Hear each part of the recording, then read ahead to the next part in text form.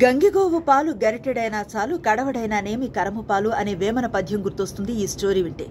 Saudi Arabia ఇప్పుడు అలాంటి ఒక కండిషన్ ని ఫేస్ చేస్తోంది.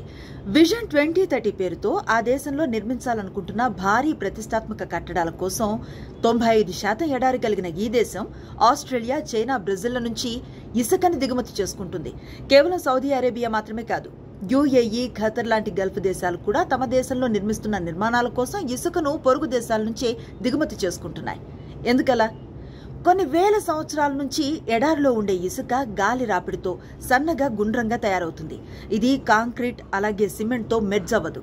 దీనితో నిర్మించే నిర్మాణాలు పేక మెడలా కూలిపోతాయని నిపుణులు హెచ్చరిస్తున్నారు. మరి ఎలాంటి ఇసుకను వాడతారు?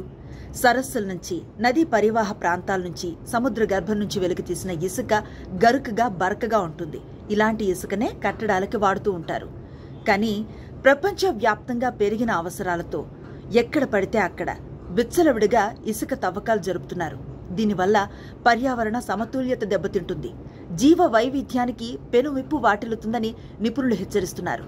నిజానికి ప్రకృతి ప్రసాదించిన సహజ వనరుల్లో నీరు తర్వాత మనం ఎక్కువగా వినియోగిస్తుంది ఇసుకనే.